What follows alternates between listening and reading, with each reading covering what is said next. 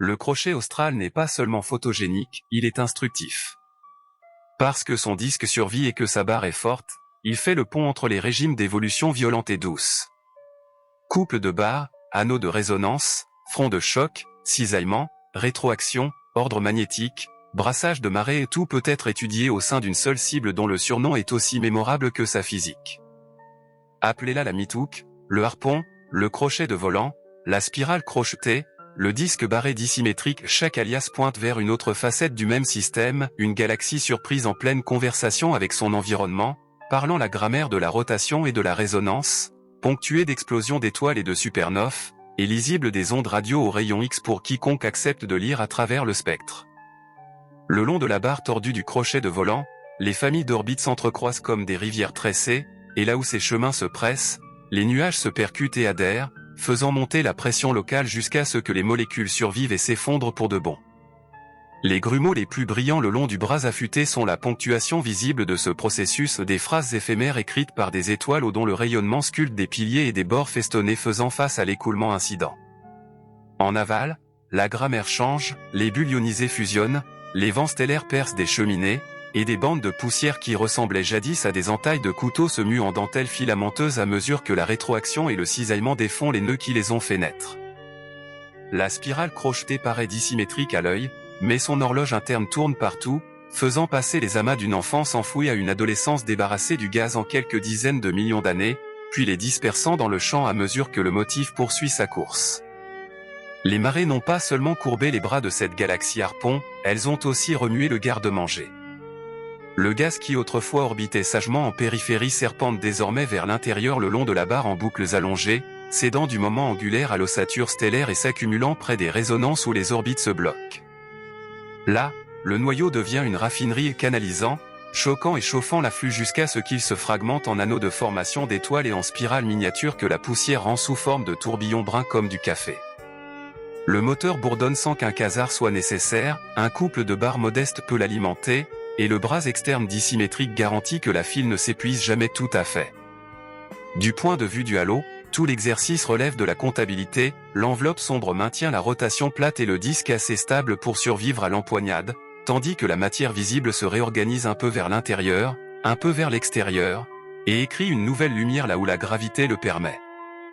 Regardez le crochet austral en émission radio polarisée et l'on s'attend à voir les lignes de champ peignées le long des bandes de poussière, ordonnées là où les chocs les tendent, brouillées là où les amas font mousser le gaz.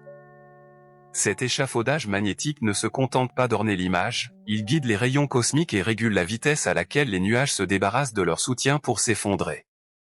Là où le crochet est comprimé, le champ s'aligne et la formation d'étoiles progresse vivement avec des temps d'épuisement courts, là où le cisaillement l'emporte, la turbulence et le magnétisme nouent assez de nœuds pour ralentir la conversion du gaz en étoile. Il en résulte une carte d'efficacité en patchwork cousu à la dynamique, un segment intérieur brillant et efficace, un coude où les marées ont tordu la spirale, et une volute externe plus pâle où les nuages peinent à rester liés. Même les débris au-delà de la lumière stellaire conservent la mémoire du système. L'hydrogène neutre dépasse le bord optique et se répand en amas détachés, un registre fantôme que les marées tiennent plus fidèlement que les étoiles. Ces flux froids tracent la rencontre passée comme des marques de craie sur un sol, des arcs qui indiquent la trajectoire du perturbateur, des gradients qui révèlent quel côté a été comprimé et lequel étiré, des structures en éperon qui n'apparaissent que lorsque la géométrie était telle qu'il fallait presque prograde, pas tout à fait frontale.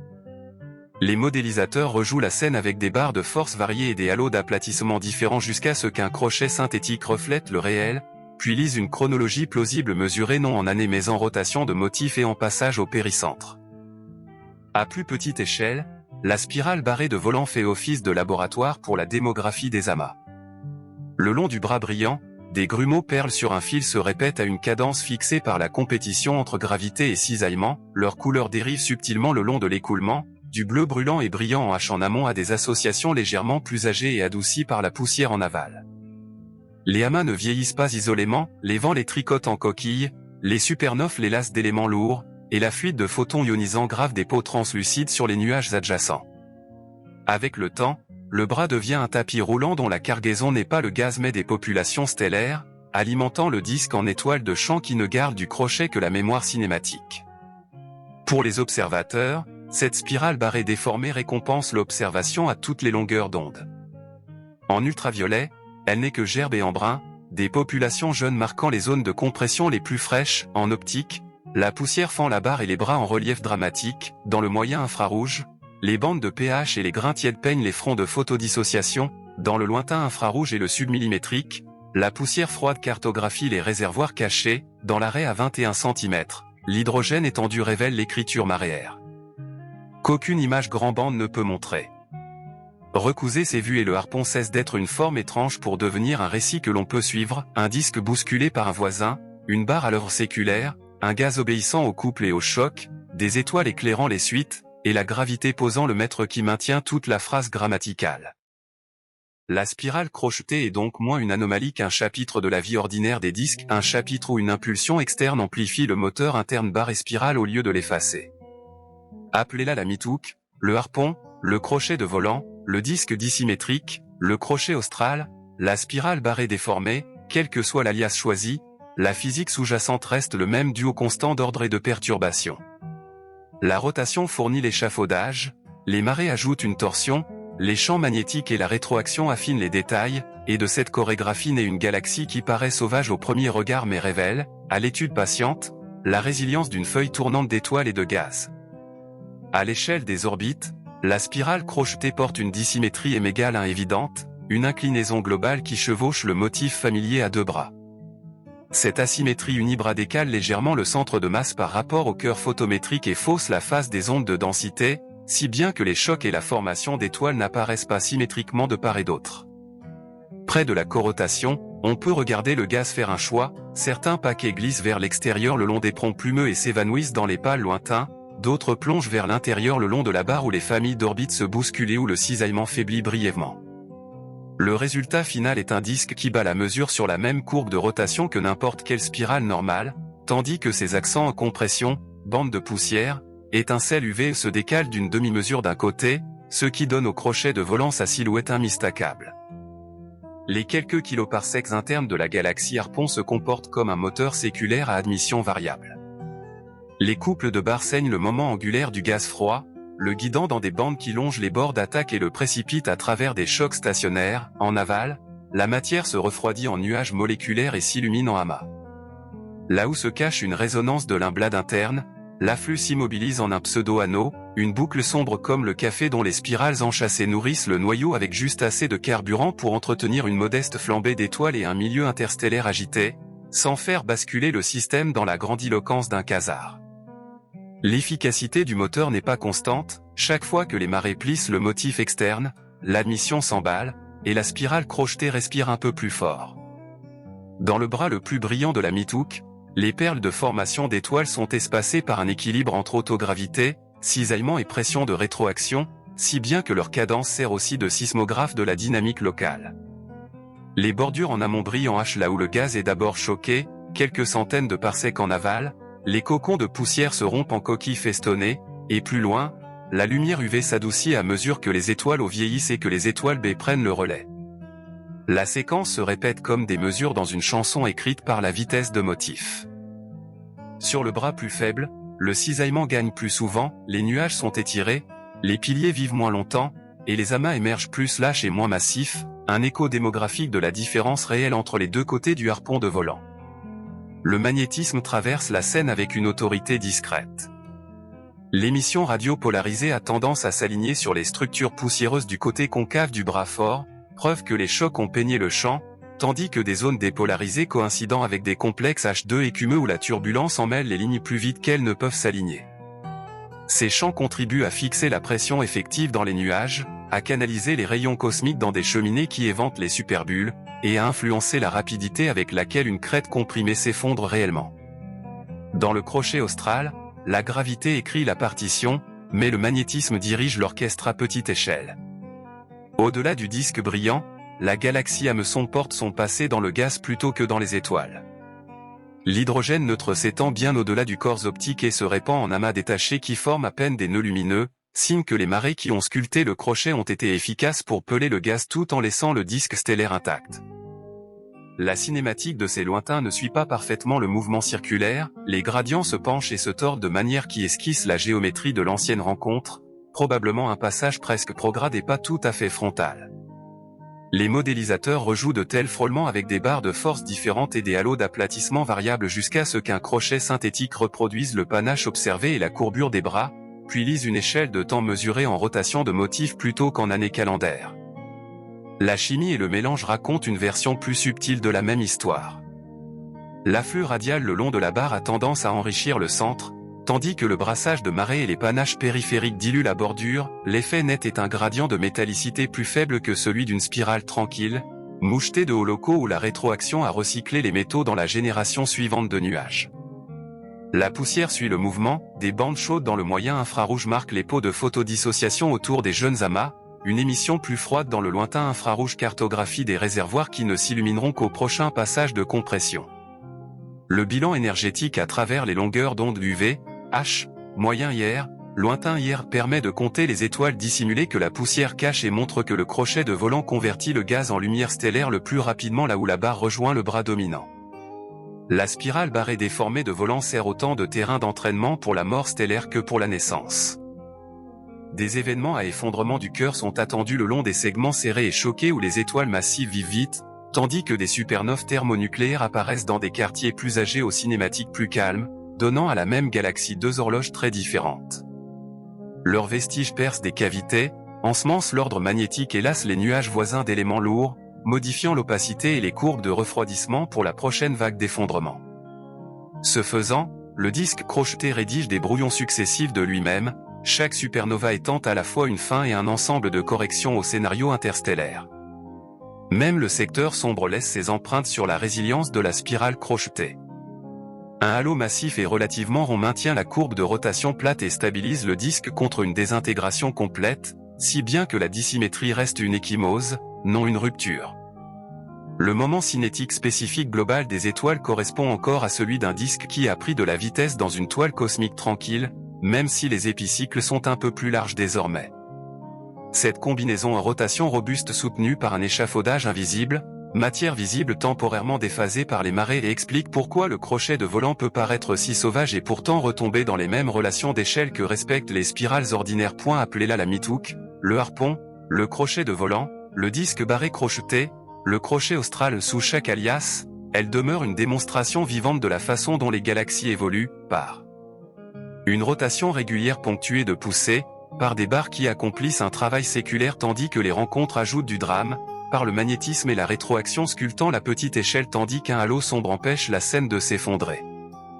La prochaine pause profonde ou une intégration radio plus longue ne changera pas cette mélodie, elle ne fera que révéler plus de notes, des panaches plus pâles, des gradients d'âge plus subtils, des coquilles plus silencieuses en complétant la partition d'un disque qui a été courbé, non brisé, et qui s'affaire encore à transformer du gaz froid en nouvelle lumière. Suivez la courbe extérieure de l'hameçon et la brillance de surface tombe au chuchotement, mais la physique devient sonore. Là-bas, l'équilibre de Toomre entre l'autogravité et le cisaillement vacille juste au bord, un peu de compression supplémentaire due au motif passant fait basculer le gaz vers l'effondrement, un léger coup épicyclique supplémentaire étire les nuages en ruban avant que les étoiles ne puissent se rassembler. Il en résulte un réseau de dentelles de filaments et de nœuds faibles qui marque la transition d'un disque formant des étoiles vers un domaine régi par des critères de stabilité plutôt que par le carburant seul. Dans le même territoire, la vitesse de motif laisse ses empreintes, des plumes se détachent du bras principal à des intervalles de phase réguliers, un registre fossile indiquant où l'onde de densité a jadis poussé le milieu le plus fortement. En revenant vers la barre du crochet de volant, les familles d'orbites changent de caractère et la chimie aussi. Le gaz entrant rencontre des chocs, la fraction moléculaire bondit et les temps de refroidissement chutent, la turbulence augmente juste assez pour fragmenter sans déchiqueter complètement les cœurs naissants. La rétroaction arrive à leur vent, pression de rayonnement, puis les premières supernoves augmentant la pression effective et étranglant brièvement l'efficacité jusqu'à ce que le passage suivant du motif remette la scène en place. Le cycle est séculaire, les couples rassemblent la matière, les chocs allument des amas, la rétroaction décape, et la barre bat la mesure. Les champs magnétiques dans la galaxie Harpon agissent comme un treillis invisible. Là où les bandes de poussière sont les plus droites, la polarisation révélerait de longues sections ordonnées qui aident à canaliser les particules chargées et à rigidifier les enveloppes des nuages, là où les complexes H2 bouillonnent, la dépolarisation trahit des lignes emmêlées et une reconnexion rapide.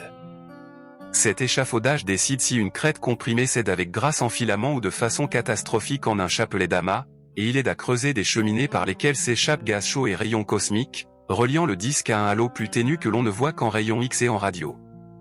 La spirale crochetée est aussi une salle de classe pour la comptabilité du moment cinétique. Le gaz qui glisse le long des bords d'attaque de la barre échange du spin contre de l'énergie de liaison, les étoiles nées de ce gaz héritent d'orbites plus froides et plus allongées, tandis que les populations plus âgées conservent la cinématique plus chaude d'une époque antérieure. Sur des gigannées, ce tri subtil construit la morphologie interne que nous voyons et écoulements ovales, mini-anneaux, spirales nucléaires sans jamais nécessiter d'explosion majeure ni de quasar pour réaménager le mobilier. C'est le triomphe discret de l'évolution séculaire jouant en duo avec une vieille impulsion de marée. Les motifs d'abondance chimique dans la mitouk devraient être mouchetés plutôt que monotones, la signature d'afflux, de mélange et de rétroaction opérant sur des échelles de temps qui se chevauchent. Des poches près des extrémités de la barre montrent une métallicité plus élevée là où le gaz a été recyclé plus souvent, les terrains extérieurs affichent des valeurs plus faibles grâce à la dilution par des réservoirs brassés par les marées. La poussière suit l'argent, des bandes dans le moyen infrarouge illuminent les pots de photodissociation des complexes nuageux le long du bras tranchant, tandis que l'émission dans le lointain infrarouge et le submillimétrique esquissent des réserves plus froides dans la volute coudée et cisaillée du côté opposé. Les amas le long de l'arc lumineux vieillissent comme des cernes d'arbres étirées en spirale. En amont, des groupes d'un bleu brûlant encore enveloppés d'une poussière inégale, un peu plus bas, des coquilles et des superbulles où les étoiles au s'éclaircissent déjà, plus loin encore, des associations dominées par des étoiles B et une lumière de champ plus rouge comblant les vides. Mesurez leur couleur et leur taille, et vous retrouvez la cadence de l'onde sous-jacente, une horloge naturelle qui date non seulement les nœuds individuels, mais aussi la vitesse à laquelle le motif du harpon s'écrit à travers le disque.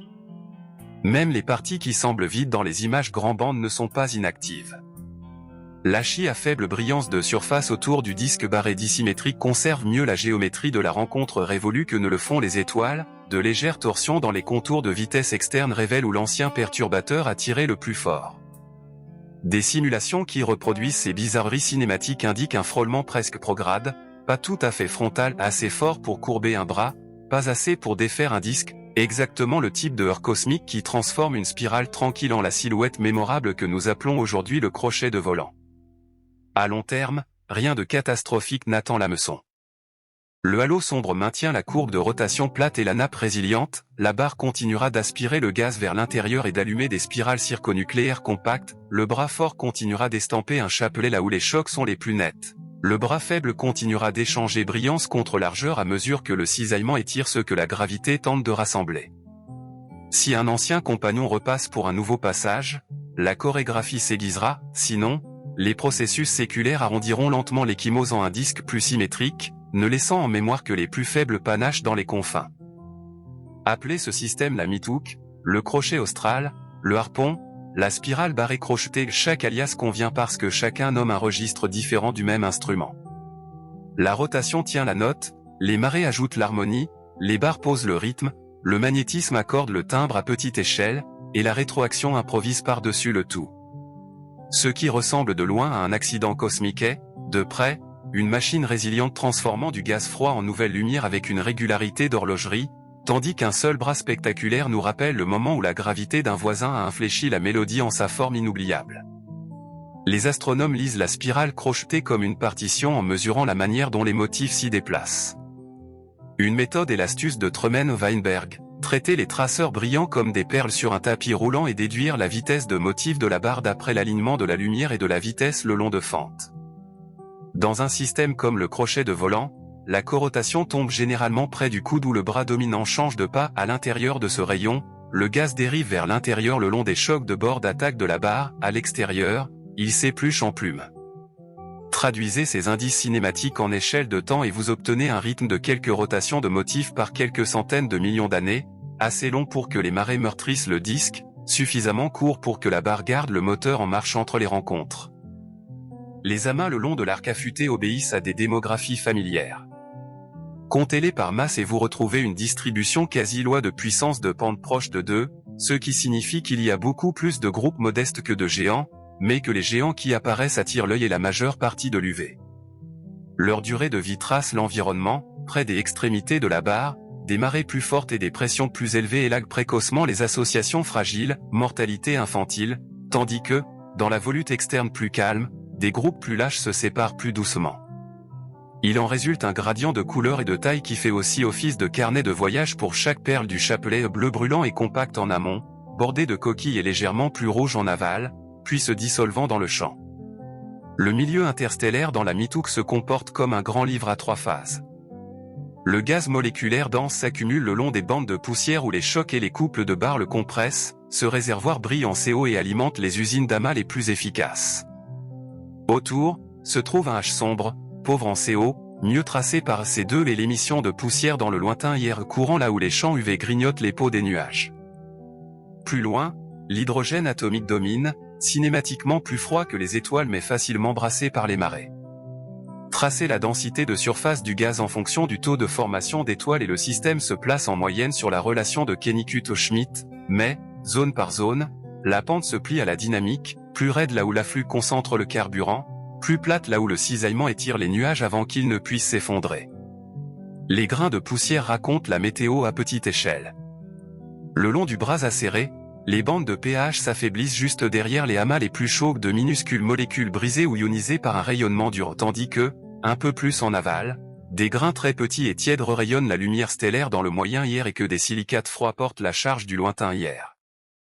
Dans les chocs, de gros grains peuvent se fracturer en plus petits, dans des poches plus calmes, ils se recollent en agrégats plus duveteux. Ces microphysiques modulent la vitesse à laquelle le gaz se refroidit et la facilité avec laquelle les nuages se protègent, réinjectant leur effet dans l'endroit où apparaîtra la prochaine vague d'étoiles. Les amas photogéniques du harpon sont, en partie, de la chimie de la poussière rendue visible. Les rayons cosmiques et les champs magnétiques lassent l'hameçon d'une structure invisible. Là où le champ est peigné le long des bandes de poussière, l'émission synchrotron s'éclaire et l'indice spectral s'aplatit des électrons fraîchement accélérés et des lignes ordonnées.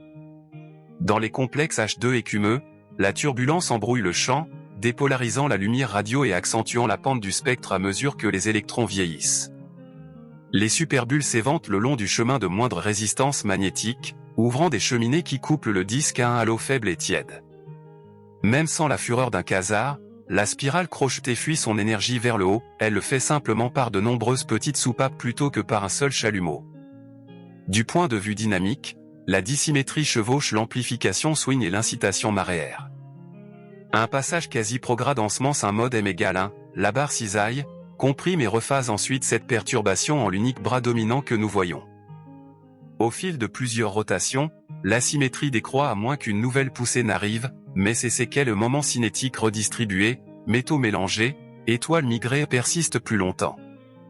C'est pourquoi le crochet de volant peut paraître sauvage en lumière stellaire tout en s'asseyant confortablement sur les relations d'échelle des disques, le halo sombre maintient l'échafaudage raide tandis que la matière lumineuse se décale temporairement de phase. Chimiquement, le système porte la signature à la fois de l'afflux et du brassage. Le gaz central tend à être plus riche en métaux là où la barre l'a recyclé à répétition, le coude externe et les grumeaux d'Achi détachés affichent des valeurs plus faibles en raison de la dilution par des réservoirs brassés par les marées. Des pics locaux apparaissent autour des superbulles où des éléments lourds fraîchement synthétisés ensemencent les nuages suivants. Recoudre ces plages en un gradient fait apparaître une pente plus faible que dans une spirale parfaitement calme, empreinte discrète d'un mélange du haut-bar et aux marées plutôt qu'aux fusions. Comparé aux paires d'interactions classiques comme M51, le crochet austral se situe dans un régime plus doux, pas de grande symétrie à deux bras, pas de couple écrasant d'un compagnon, seulement une barre tenace et le souvenir d'un frôlement. Cela en fait un cas idéal pour tester comment les processus internes, séculaires, et les impulsions externes s'additionnent plutôt que de se remplacer. On peut voir l'afflux piloté par la barre construire un pseudo-anneau sans effacer le disque, observer l'espacement des perles répondre au cisaillement sans effondrement global, et mesurer comment les panaches d'Achi se souviennent du passage longtemps après que la lumière stellaire l'a oublié. Les prochains instruments affinent différents chapitres du même récit. Les réseaux millimétriques résolvent les cycles de vie des nuages le long du bras fort, séparant les cœurs préstellaires des coquilles choquées par la rétroaction. Des cartes radio sensibles à basse fréquence tracent des rayons cosmiques âgés se courbant autour du crochet externe. L'imagerie infrarouge à haute résolution compte les amas enfouis là où les bandes de poussière optique deviennent opaques, reliant les séquences d'âge au décalage de choc exact. Chaque longueur d'onde inscrit une nouvelle ligne au grand livre d'une galaxie qui, quel que soit le nom que vous lui donniez, la mitouk, le crochet de volant, le harpon, le disque barré crocheté, et démontre comment une feuille tournante d'étoiles et de gaz peut encaisser une poussée cosmique, se courber en une silhouette inoubliable et continuer calmement à fabriquer de la lumière. Au loin, dans les pâles confins du crochet austral, le disque entre dans un régime où la stabilité se négocie plutôt qu'elle n'est garantie. Le paramètre Q de Tourne flotte près de l'unité, de légères hausses de densité de surface dues au motif passant ou à l'entassement épicyclique peuvent faire basculer des filaments vers l'effondrement, tandis qu'une petite poussée de cisaillement dévide ces mêmes filaments vers le milieu diffus. Ce tiraillement dessine un littoral fractal de formation d'étoiles, de minuscules associations au B allumant une crête tandis que la crête voisine se dissout en embrun d'Achi, une carte vivante montrant comment rotation et turbulence arbitrent ce qui devient un amas et ce qui retourne à la dérive. Plus près, la région d'extrémité de barre est un laboratoire naturel pour l'encombrement des orbites et les chocs du gaz. Là, des familles d'orbites de type X1 canalisent la matière le long des bords d'attaque, et lorsque le flux se courbe vers le bras, il heurte un choc stationnaire qui empile la poussière juste en amont des nœuds H2 les plus brillants. Le décalage entre la bande de poussière et la lueur H fait office d'horloge le temps nécessaire pour que le gaz comprimé se refroidisse, que des poches riches en molécules se forment et que les étoiles massives s'allument. Mesurez ce décalage le long de l'arc crocheté et vous pouvez en déduire à la fois la vitesse de motif et l'efficacité locale avec laquelle l'afflux transforme le carburant en amas nouveau-né. Le disque barré dissymétrique enregistre aussi le mélange dans sa chimie. L'afflux augmente les abondances centrales en recyclant un gaz déjà enrichi, tandis que le brassage de marée et la longue volute externe diluent la métallicité sur le flanc opposé. Des spectres résolus devraient montrer des gradients peu profonds parsemés de plateaux locaux autour des superbulles où des éléments lourds frais sont réinjectés. La poussière réagit de la même manière, les signatures de pH s'affaiblissent juste derrière les sources UV les plus intenses, les continua dans le moyen infrarouge s'éclaircissent dans leur sillage, et le lointain infrarouge comptabilise tranquillement l'inventaire plus froid qui alimentera la prochaine flambée déclenchée par choc. Les grumeaux le long du bras affûté suivent la cadence familière des perles sur un fil fixé par la compétition entre gravité et cisaillement. Leur masse et leur rayon esquissent un recensement quasi-loi de puissance avec de nombreuses associations modestes et quelques vedettes qui ancrent l'image UV. Des gradients d'âge dérivent le long de l'écoulement, front d'ionisation dur et bleu au choc, amas bordés de coquilles quelques centaines de parsecs en aval, puis des groupes plus lâches dont les étoiles se sont déjà éteintes. Une fois ces populations fondues dans le champ, ce ne sont plus les couleurs mais la cinématique qui conserve leur mémoire de l'arc lumineux de la mitouk. Le magnétisme sous-tend une grande part de cette chorégraphie. Des crêtes synchrotrons polarisées ont tendance à s'aligner du côté concave du bras fort où les chocs ont peigné le champ, tandis que des zones dépolarisées et emmêlées suivent des complexes H2 écumeux. Des champs ordonnés rigidifient les enveloppes des nuages et guident les rayons cosmiques dans des cheminées, aidant les superbulles à trouver des voies d'échappement verticales sans déchirer le bras. L'effet net est d'accélérer la rétroaction là où la compression est nette et de ralentir l'effondrement là où le cisaillement et les lignes embrouillées dominent, une carte en patchwork de l'efficacité de formation d'étoiles cousues à la dynamique. Cinématiquement, le crochet de volant est un manuel de 12 perturbations. Une décomposition harmonique de son champ de vitesse montrerait des écoulements non circulaires le long de la barre, une torsion de l'axe majeur à travers le coude du bras, et de douces asymétries dans la rotation externe qui trahissent l'ancienne traction de marée. Pourtant, la courbe de rotation s'élève puis se stabilise comme celle d'un disque sain épinglé par un halo massif, les relations d'échelle liant luminosité et largeur de raie restent intactes parce que l'échafaudage matière noire plus spin ordonné n'a jamais cédé, même si la matière lumineuse est tombée temporairement hors de phase. À l'échelle des nuages, un cycle de vie complet se déroule le long d'un seul balayage du harpon. Des condensations préstellaires se rassemblent dans la bande de poussière en amont, des amas enfouis s'allument et commencent à repousser, vent et pression de rayonnement sculptent des coquilles qui fusionnent en superbulles, l'afflux suivant rencontre un milieu prébrassé dont le spectre de turbulence a déjà changé. Les interféromètres millimétriques démêlent cette séquence en isolant les traceurs de gaz dense de l'émission CO plus diffuse, tandis que la photométrie du phare UV au proche IR relie l'âge et l'extinction de chaque nœud à sa place sur le tapis roulant. Le gaz faible au-delà de la lumière stellaire tient le registre de la rencontre plus fidèlement que les étoiles. L'Achi étendu se drape au-delà de la bordure optique et se répand en grumeaux hors du disque qui forment peu ou pas d'amas, ce qui implique que les marées ont pelé le gaz plus efficacement qu'elles n'ont déplacé l'ancienne population stellaire. De subtiles torsions dans les contours de vitesse externe indiquent un frôlement presque prograde, légèrement décentré assez fort pour plier un bras en harpon, pas assez pour défaire le disque. Des survols numériques qui reproduisent la géométrie du panache reproduisent naturellement les angles de pas inégaux du bras et le budget de couple actuel de la barre.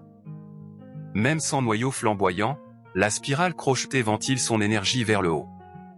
Les intérieurs chauds des superbulles fuient par des couloirs de faible densité fixés par la géométrie du champ, un gaz ionisé faible et tiède luit dans des halos diffus, des électrons de rayons cosmiques âgés dessinent de doux cocons radio qui reflètent la courbure du bras à plus grand rayon.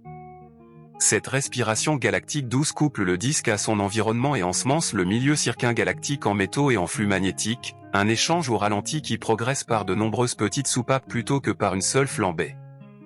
Appelez-la la Mitouk, la galaxie harpon, le crochet de volant, le crochet austral sous chaque surnom, elle demeure une machine résiliente dont le drame apparent n'est que la patience de la gravité rendue visible. Une barre draine le moment angulaire, une ancienne poussée imprime une inclinaison et mégale, le magnétisme et la rétroaction sculptent la petite échelle, et un halo sombre garde le rythme.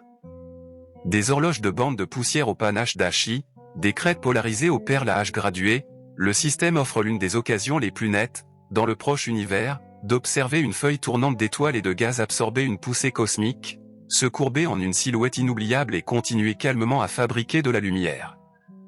Au-delà du crochet lumineux, les débris que les marées ont autrefois pelés ne se dispersent pas simplement, ils dérivent, ralentissent et parfois retombent, une mousson galactique discrète qui ensemence le cycle suivant de formation d'étoiles.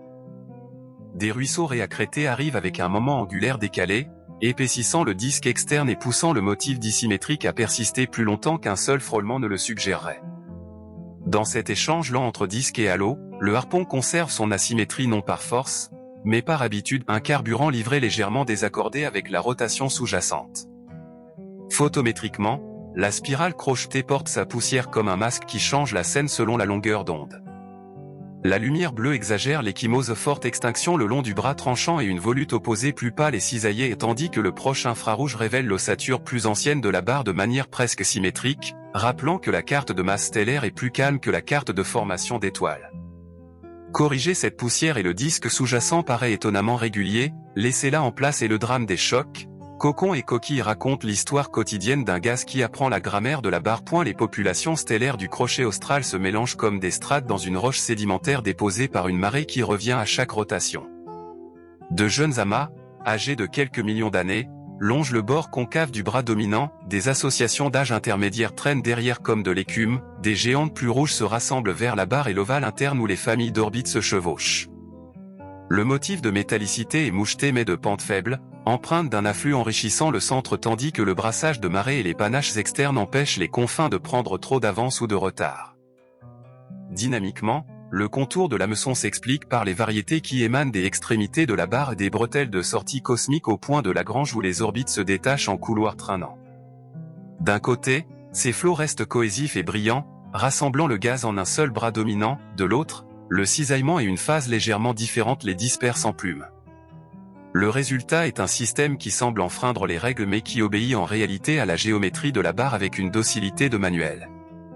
Comparé aux vedettes classiques comme le tourbillon, ce disque barré dissymétrique évolue dans un régime plus subtil, où une impulsion externe modeste amplifie la structure interne au lieu de l'écraser. Voilà pourquoi le crochet de volant est si précieux théoriquement, il permet de séparer ce que les barres font seules, drainer le moment angulaire, construire des pseudo-anneaux, nourrir des spirales circonucléaires de ce qu'ajoute un voisin une inclinaison M égale 1, un bras externe coudé, des panaches d'Ashi épars qui se souviennent de la rencontre après que la lumière stellaire l'a oublié. L'archéologie des supernoves le long de l'arc lumineux ajoute des notes de bas de page horodatées au récit. Les vestiges à effondrement du cœur se dilatent dans des cavités déjà brassées, illuminant des bordures où vent et choc ont déjà réduit la densité, les événements thermonucléaires surgissent de quartiers plus âgés et plus calmes, servant de chandelles standards qui, presque incidemment, mesurent une distance jusqu'au crochet tandis que sa propre physique se déroule. Chaque explosion réédite légèrement le milieu interstellaire, une pincée de métaux neufs ici, un couloir magnétique remodelé là, de petits changements qui s'additionnent à l'échelle de 100 millions d'années. Le moteur central n'a pas besoin d'un quasar pour compter. Un afflux en forme d'anneau alimenté par la barre peut entretenir une flambée compacte d'étoiles et un milieu interstellaire agité et grumeleux dont la turbulence maintient des durées de vie nuageuses courtes et un effondrement efficace précisément là où les familles d'orbites se pressent. Si la barre ralentit en échangeant du moment angulaire avec le halo sombre, les résonances migrent vers l'extérieur, et avec elles l'anneau, la raffinerie change d'adresse mais continue de raffiner tout pareil. À l'échelle verticale, la rétroaction soulève gaz tiède et rayons cosmiques dans un halo faible façonné par la géométrie du champ plutôt que par la force brute. Les superbulles percent des cheminées là où la tension magnétique cède, et l'écoulement dérive plutôt qu'il ne rugit, ensemence le milieu circumgalactique en métaux et en flux. Plus tard, une partie de ce matériau se refroidit et retombe, fermant un cycle de fontaine qui maintient les confins du harpon chimiquement vivant sans qu'une fusion soit nécessaire pour remuer la marmite. Les observateurs peuvent lire des chapitres différents en choisissant leur lumière. Des images ultraviolettes à la galaxie annoncent où la compression vient de payer, H esquisse les fronts d'ionisation avec une nectée chirurgicale, des bandes du moyen infrarouge révèlent les pots de photodissociation ou de petits grains et des pH luisent. Des cartes dans le lointain infrarouge et le submillimétrique pèsent les réservoirs froids dont se nourriront les perles de demain, des contours radio à 21 cm tirent le rideau sur le gaz que les étoiles n'ont pas encore revendiqué. Assembler ces couches et la Mitouk cesse d'être une curiosité pour devenir un grand livre, chaque longueur d'onde étant une colonne de la comptabilité des couples, des chocs, de l'effondrement et de la rétroaction. Même pour des télescopes amateurs sous les latitudes australes, la barre tordue est une prise gratifiante.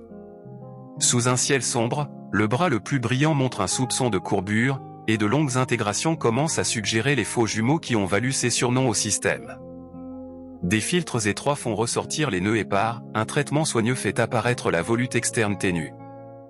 Des données amateurs, empilées patiemment, finissent par faire écho à la même dissymétrie que les professionnels quantifient avec des interféromètres et des spectrographes à champ intégral une galaxie démocratique, photogénique à toute ouverture. À long terme, le destin du crochet austral se joue à la patience.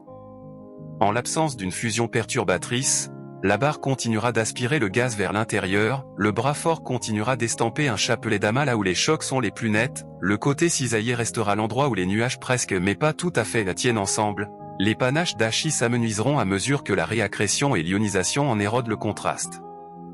Avec le temps, l'échymose peut s'adoucir, mais le disque se souviendra des épicycles légèrement plus larges, un gradient plus faible, une barre qui a migré et s'est peut-être infléchie en un renflement boxy à faible contraste, autant de témoignages discrets d'une poussée absorbée plutôt que d'une structure détruite. Appelez-la la Mitouk, le harpon, le crochet de volant, le crochet austral, la spirale crochetée et les alias sont nombreux parce que les facettes le sont. Sous chaque nom se trouve la même machine résiliente, une feuille tournante tenue au net par un échafaudage sombre, accordée par une barre, inclinée par une vieille rencontre, et raffinée par le magnétisme et la rétroaction en un patchwork de chocs, d'amas, de coquilles et de panaches. Ce qui ressemble d'abord à un accident cosmique se résout en un système obéissant à des règles claires seulement décalées, retardées et tressées de sorte que la grammaire de la gravité puisse écrire une phrase inoubliable sous la forme d'un seul bras spectaculaire. Vue en spectre à champ intégral, la barre spirale crochetée se résout en une courte pointe de régime d'excitation qui trace sa météo interne. Le long du bras à tranchant, les rapports de récempile en signature H2 classique ou de jeune amas inondent leur cocon de photons, juste en amont. Les chocs se trahissent par des raies de faible ionisation renforcées lorsque le gaz percute le front stationnaire, plus en profondeur vers la barre. Des zones composites suggèrent un éclairage mixte où se superposent populations plus âgées et champs radiatifs dilués. Recoudre ces diagnostics le long de l'écoulement transforme la Mitouk en laboratoire en mouvement, ionisation, force des chocs et densité changent toutes de concert avec le motif, une chorégraphie écrite par le couple et le cisaillement plutôt que par le hasard. Sous les traceurs lumineux, l'ossature de masse est plus calme. Dans le proche infrarouge, les vieilles étoiles de la barre forment une épine dorsale assez symétrique, l'asymétrie évidente appartient surtout à la poussière et au gaz, non aux vieux disques stellaires. Ce contraste compte, il explique comment le harpon peut paraître très dissymétrique en lumière bleue tout en conservant une rotation stable et un rapport ordonné entre luminosité et largeur de raie. Le halo sombre tient le tempo, les vieilles étoiles portent la ligne de basse, et le gaz improvise fort, brillant et brièvement là où le chef d'orchestre, la barre, déclenche un crescendo. Les cycles de vie des nuages le long de l'arc lumineux se lisent comme un tapis roulant de causes et d'effets. La compression dans la bande de poussière engendre des grumeaux denses. En quelques mires, les premières étoiles au s'allument et commencent à creuser, leur vent et leur pression de rayonnement vidant des cavités qui fusionnent en bordures festonnées, les supernoves suivent, soudant des coquilles en superbulles et ensemencent le milieu environnant de métaux frais. Lorsque la prochaine vague d'afflux arrive, la turbulence a été prébrassée, les champs magnétiques étirés et les courbes de refroidissement décalées et des conditions qui accélèrent ou retardent le prochain effondrement selon que le nouveau gaz recopie de près ou non les anciens chemins. Aux extrémités de la barre, les variétés orbitales agissent comme des bretelles de sortie cosmique, guidant les flots en couloirs traînants. Du côté qui devient le bras dominant, ces variétés restent cohésives assez longtemps pour conduire le gaz en un seul brin lumineux. Du côté opposé, un petit déphasage et un cisaillement plus fort déchiquettent les flots en plumes. Cette géométrie suffit à expliquer la silhouette du harpon sans invoquer un intrus de poids, un frôlement modeste à planter la graine, mais la dynamique propre de la barre amplifie et entretient le spectacle à un seul bras. Si la barre échange du moment angulaire avec le halo et ralentit une fatalité séculaire, ces résonances dériveront vers l'extérieur. Le pseudo-anneau circonucléaire migrera, la pulsation de l'afflux changera de tonalité, et les vitesses de motif du bras et de la barre se rephaseront. Rien de tout cela n'exige de feu d'artifice, c'est une évolution tenue en grand livre, quelques pourcents de moins sur la vitesse de la barre ici, une douce glissade vers l'extérieur des résonances là, une reconfiguration progressive des lieux où le crochet estampille ses perles. Le disque externe du crochet de volant est une salle de classe pour la stabilité marginale. Là, le cul de tourbe gravite autour de l'unité et de petites impulsions décident des issues, une cuillerée supplémentaire de densité de surface venue d'une plume fait basculer un filament vers l'effondrement, un soupçon de cisaillement supplémentaire le défait. Cet équilibre imprime une frontière fractale de formation d'étoiles nœuds faibles et filaments à demi effacés gravés dans la chibe si sensible à la face que deux crêtes adjacentes peuvent vivre des destins radicalement différents malgré des ingrédients presque identiques. La métallicité à travers le disque crocheté raconte une histoire de mélange plutôt que de gradient monotone. L'afflux le long de la barre recycle un gaz enrichi vers le centre, le brassage de marée et les panaches externes diluent le côté opposé, des pics locaux éclosent autour des superbulles où des éléments lourds viennent d'être forgés. La pente finit plus faible que dans une grande spirale au dessin tranquille, mais le patchwork est plus riche, une météo chimique liée aux saisons dynamiques. Les champs magnétiques traversent ce récit avec une discipline discrète.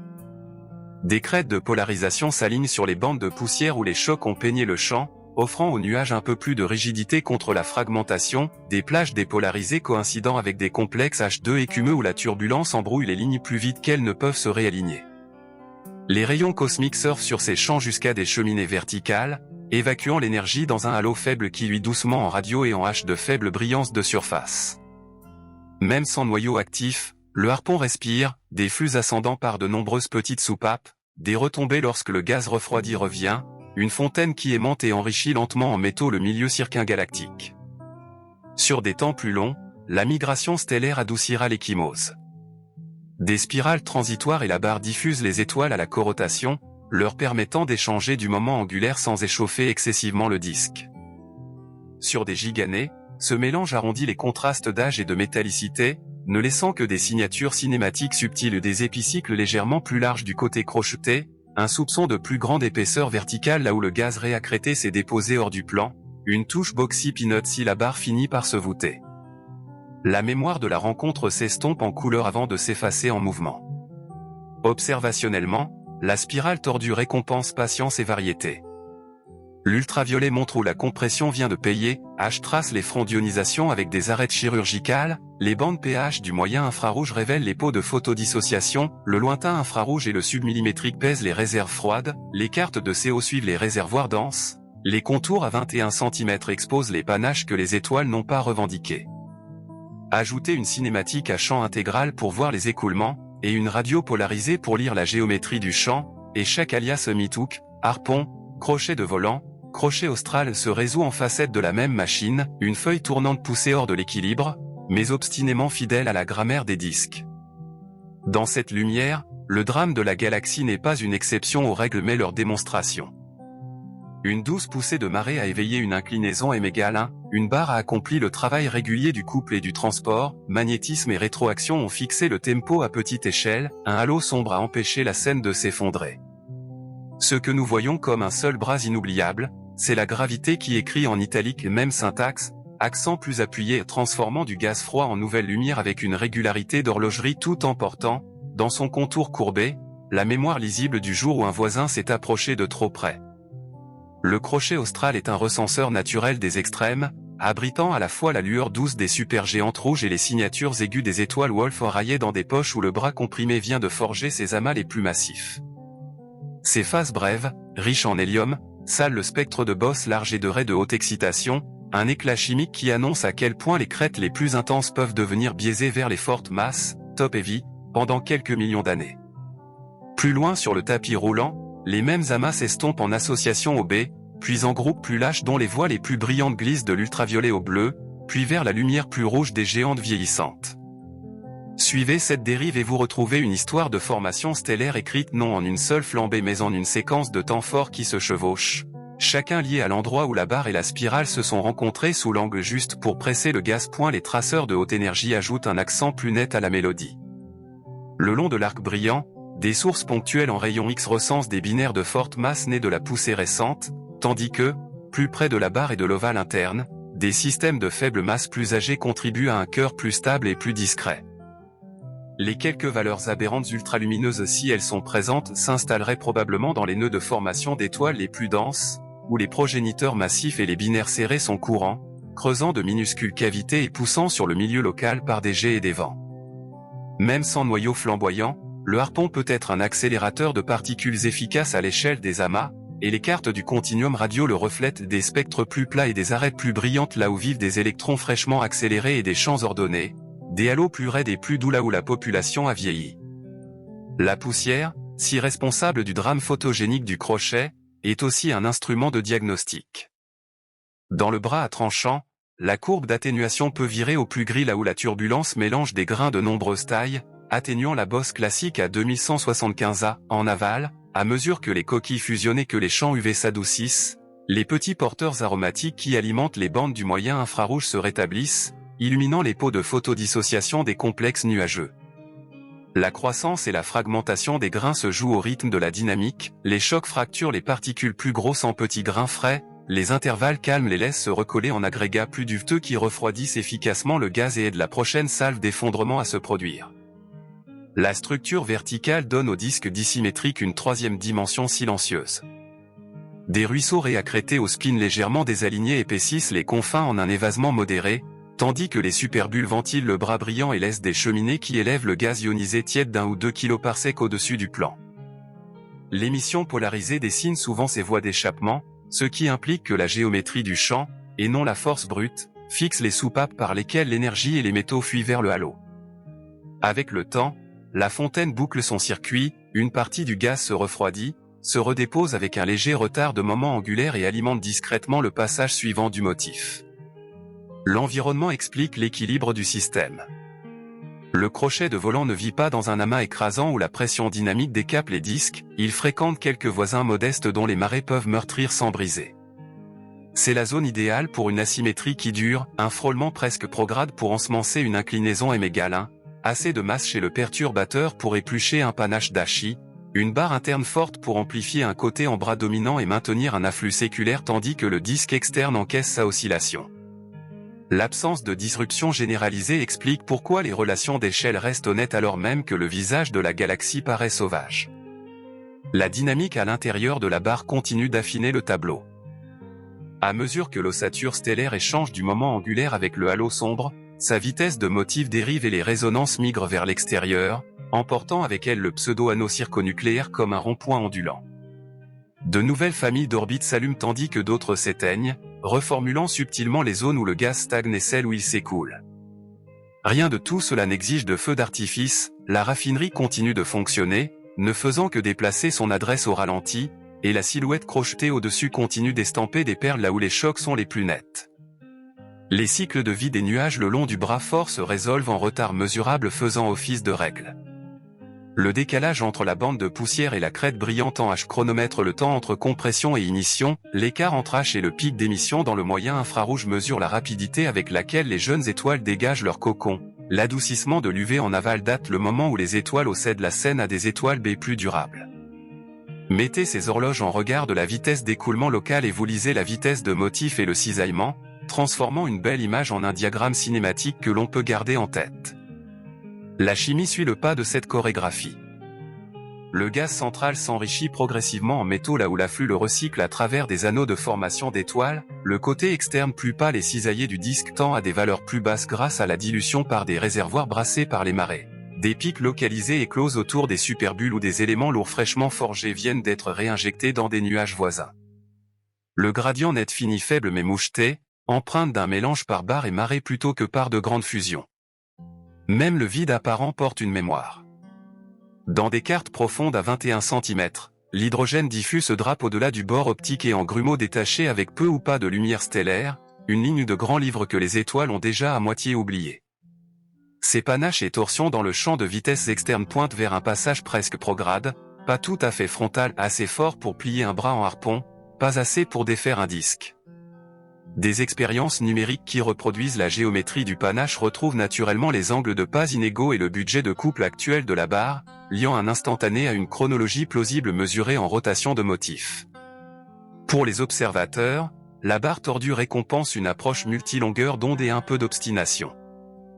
Des images ultraviolettes marquent où la compression vient de payer, esquisse des fronts d'ionisation aux arêtes tranchantes, des bandes du moyen infrarouge tracent les peaux de nuages que le rayonnement dure à grignoter, le lointain infrarouge et le submillimétrique pèsent les réservoirs froids que le prochain choc exploitera. Les raies du CO cartographient le carburant dense le long des bandes, la radio polarisée révèle où les champs sont peignés et où ils sont emmêlés, la spectroscopie à champ intégral attache l'histoire des vitesses à la lumière.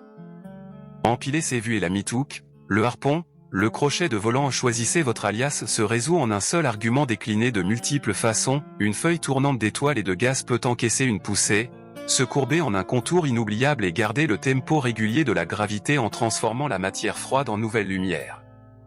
À l'échelle d'un seul nuage, la spirale crochetée montre comment la géométrie devient destin. Là où la barre rencontre la bande dominante sous un angle net, l'encombrement des orbites rend les chocs presque stationnaires, de sorte que les nuages entrent dans le compresseur comme des billes dans une scierie et en sortent en nœuds denses et autogravitants, là où l'angle est plus hasardeux, les chocs bégayent, la turbulence l'emporte, et le milieu reste filamenteux avec seulement des amas dispersés et plus petits. Cette sensibilité explique pourquoi deux segments à masse gazeuse similaire peuvent différer autant en brillance ultraviolette. Le harpon ne fournit pas seulement du carburant, il fixe les conditions de conversion. Pression, cisaillement et tension magnétique forment une négociation à trois dont l'issue se lit dans la cadence des perles, dans l'espacement des festons de poussière et dans la rapidité avec laquelle passe le relais à la lueur du moyen infrarouge en aval. Le disque barré dissymétrique démontre aussi la migration radiale en temps réel. À la corotation, les étoiles échangent efficacement du moment angulaire avec le motif et dérivent sans être chauffées violemment, sur des centaines de millions d'années. Ce remaniement discret adoucit les contrastes d'âge et de métallicité que les marées avaient d'abord accentués. On obtient une carte de population qui paraît étonnamment lisse dans le proche infrarouge alors même que la lumière bleue continue d'afficher la symétrie. La leçon du crochet austral est subtile mais générale, la morphologie peut être sonore tandis que la distribution de masse fredonne sur une tonalité plus basse et plus régulière. La physique du gaz froid dans le crochet de volant récompense une comptabilité serrée. Les traceurs de gaz dense s'empilent le long de la crête poussiéreuse, mais une fraction substantielle d'hydrogène se cache dans une peau moléculaire pauvre en CO qui met en défaut les calibrations simples. Le lointain infrarouge et C2 prennent le relais en comptabilisant les fronts de photodissociation qui enveloppent chaque complexe. Reliez cela à la vitesse locale d'écoulement et vous obtenez une recette pratique, là où la compression est nette et le champ ordonné, le temps d'épuisement se raccourcit, là où le cisaillement et des lignes embrouillées dominent. La même densité de surface achète moins de lumière stellaire. La spirale crochetée n'est pas starburst au sens des gros titres, mais dans ses segments les mieux alignés elle atteint des efficacités qui rivalisent avec les anneaux circonucléaires compacts des disques barrés plus symétriques. La galaxie en hameçon suggère aussi comment les barres évoluent sous la traînée de leur propre travail. À mesure que les couples transportent le moment angulaire vers l'extérieur, l'ossature stellaire ralentit lentement, les résonances rampent, le pseudo-anneau migre, et la pulsation de l'afflux se déphase avec le bras externe. Si le motif finit par se voûter, la lumière interne se gonflera en une silhouette boxy-pinote vue par la tranche, fossile de résonance verticale transformant une barre plate en barre épaissie. Aucun de ces épisodes n'est requis pour garder vive la silhouette du harpon, il suffit que la barre tienne la mesure et que les marées gardent la mélodie inclinée. Les ponctuations haute énergie continuent d'éditer le script interstellaire. Le long de l'arc brillant, de jeunes vestiges de supernoves se dilatent dans un milieu qu'une génération précédente a déjà brassé, si bien que les fronts de choc filent plus vite le long de canaux de faible densité et butent là où subsistent des crêtes comprimées. Ces cavités guident les rayons cosmiques vers des cheminées verticales que les cartes radio polarisées dessinent, reliant le disque à un halo tiède où métaux et flux magnétiques s'accumulent par incréments. Plus tard, une partie de cette cargaison se refroidit et revient en bruine oblique, une fontaine qui épaissit la nappe externe et alimente discrètement la prochaine vague de compression le long du crochet. Même les négatifs apparents et dissymétrie, angles de pas inégaux, hachis détachés s'avèrent des atouts pour la théorie.